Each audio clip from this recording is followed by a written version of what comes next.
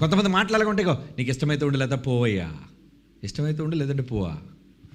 ఆ ఒక్కడు పోవడానికి, ఆ ఒక్క ఆత్మను కాపాడడానికి యేసుప్రభు ఎంత కష్టపడ్డాడో ఈయనకి ఏం తెలిసి చెప్పండి. ఇక్కడ నిలబడి మాట్లాడే వ్యక్తి ఏం తెలీదు.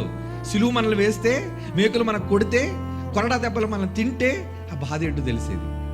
యేసుప్రభు దేనికోసం వచ్చాడు? నశించిపోయిన దాన్ని వెతక రక్షించడానికి కదా యేసుప్రభు వచ్చాడు. పాపుల కోసం కదా యేసుప్రభు వచ్చాడు. మరి ఆయన ఈ మంచి ఉద్దేశంతో, సంకల్పంతో వచ్చినప్పుడు ఆయన సంకల్పాన్ని మనం శిష్యులుగా ఉండి మనం తెలుసుకోకపోతే ఎందుకు చెప్పండి? దానిలో పరమార్థం ఏముంది చెప్పండి సోదరులారా. ఈ విషయాన్ని మనం గ్రహించగలిగితే, అందుకే ఆయన ఒక ఉదాహరణ కూడా చెప్పాడు. 99 గొర్రెలు వచ్చేసాయి, ఒక్క గొర్రె మిస్ అయిపోయింది. ఆయన ఏం చేశాడు?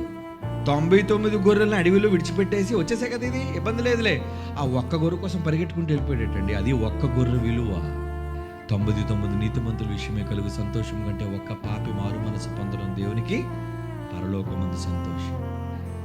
ఒకరిని పోగొట్టుకోవడం చాలా సులువండి, కానీ ఒకరిని సంపాదించడం చాలా కష్టం. ఏంటి, ఒక మనిషి ప్రాణం పోయడం కష్టమా, తీయడం కష్టమా? తీయడం చాలా సులువు, పోయడం చాలా కష్టం అండి. ఒక ప్రాణం నిలబెట్టడం చాలా కష్టం అండి. వైద్యులను అడగండి, చెప్తారు వాడు ప్రాణం పోయేటప్పుడు వాళ్ళు ఎంత కష్టపడిపోతుంటారు. గుండె నొక్కేవాడు, ఊపిరి పెట్టేవాడు, ఇంజక్షన్లు ఇచ్చేవాడు, ఆపరేషన్ చేసేవాడు, ఒక్క ప్రాణాన్ని నిలబెట్టడానికి వాళ్ళు చేసే ప్రయత్నం.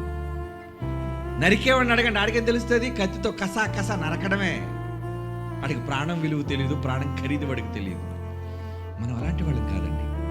ప్రభువు పెట్టిన, శ్రమ చేసిన దానం, ఆ దానం ద్వారా చిందింపబడిన ప్రతి రక్తపు బొట్టు యొక్క విలువను గ్రహించిన వాళ్ళం మనం. ఎవరిని ఎలా పోగొట్టుకుంటాం చెప్పండి? దేనికైనా వద్దనుకోవడం చాలా సులువు, కానీ అతన్ని కాపాడుకోవటం, వాళ్ళని సంపాదించుకోవటం,